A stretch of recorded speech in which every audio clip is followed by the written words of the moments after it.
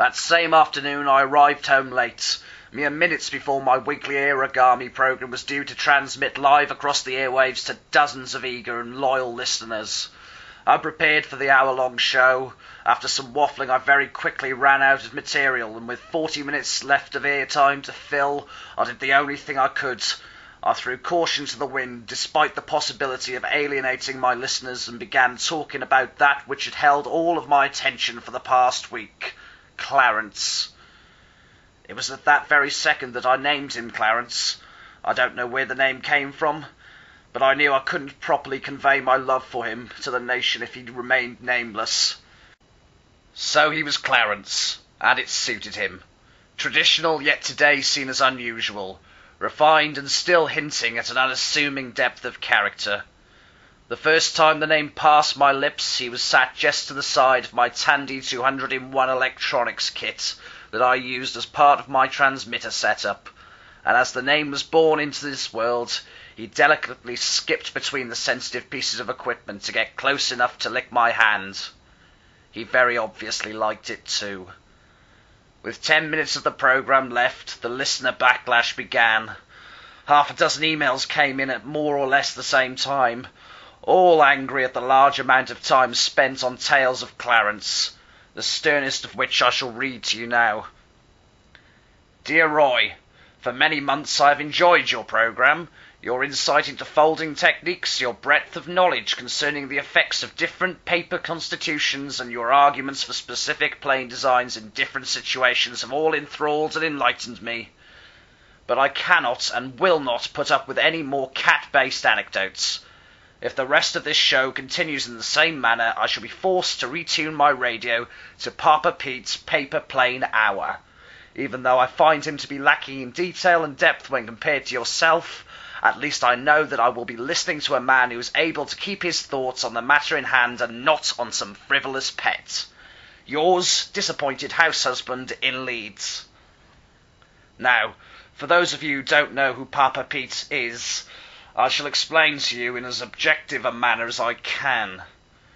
He was once a devoted fan of mine. Occasionally he would call into the show and we'd banter about the Germans' efforts at the 2004 World Trophy, or perhaps discuss the benefits of the latest Ukrainian advances in nose design. That was until about 3 months ago, when I, in a rather saucy mood, rubbished his ideas for revolutionising the way we teach paper aeroplane design to children. I told him that his method of educating was nothing but New Age hokum, and that these methods would amount to the same result as teaching cockatiels to design paper boats, a comment to which he did not take kindly. The very next week, and to much advertising and promotion on the more serious aerogami forums and message boards, he launched his own rival radio show, which was to air at exactly the same time as my own. This was an obvious challenge to my show's reign on the time slot, and we've been bitter rivals since. Though I have not sunk so low as to retaliate to some of the scandalous accusations he has thrown my way, though that is a story for another time. So, obviously, these emails hit me particularly hard. The thought of losing my devoted fan base to such a scoundrel and such an inferior program were unfathomable. With very little time left before we went off air, I had to make a choice quickly. Do I respond or not?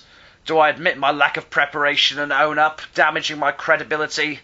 Or do I bluff my way through the whole ordeal and hope for the best? For the sake of my show and what it stood for, I decided I needed to make the case for how the show had been presented, to stand up for the show's previously high-quality output, and if all else fails, to try my hand at the spot of emotional manipulation. So this is how I addressed it on the show, word for word. I'd now like to take a moment to address all of you, my dear listeners. It's come to my attention that many of you are confused by the nature of today's show. Some of you have even expressed sheer anger at the topical tangents that the day's discussions have taken. A sign that you are truly passionate about this show, which I am humbly gratified by. It is this passion that you all share that leads me to feel that you all deserve an explanation, and I'm sure you demand one even if I didn't offer you one. These last few days I've found my attention drifting in directions that had always seemed alien to me. felt rumblings inside of me that I've always considered animalistic when witnessed in others, and have ardently ignored and pitied people simpering concerning these bestial feelings. But I've had my eyes opened by such a beast, and seeing through his eyes, I've discovered a myriad of secret gardens, accessible only to those fleet-footed and fancy-free feline.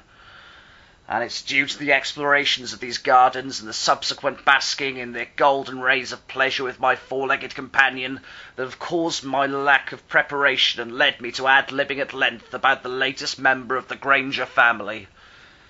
However, I would like to now apologise to those members of my listenership who have been confused, angered and offended by the content of today's show.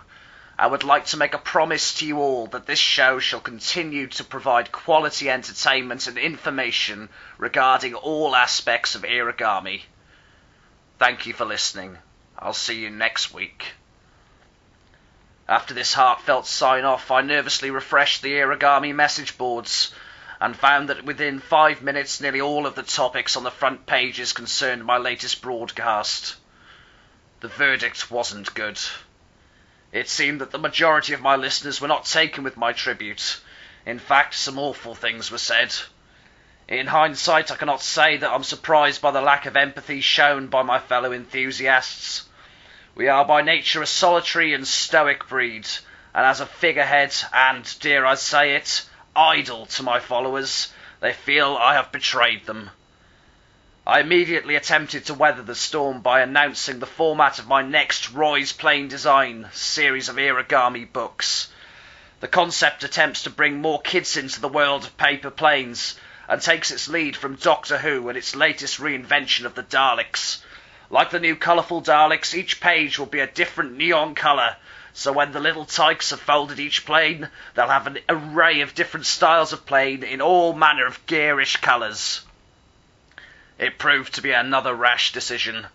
The announcement looked to my fellow enthusiasts every bit the poorly thought-out decoy it was. Clarence noticed my despair, and with delicate sympathy led me to the living room, where we sat and listened to the radio.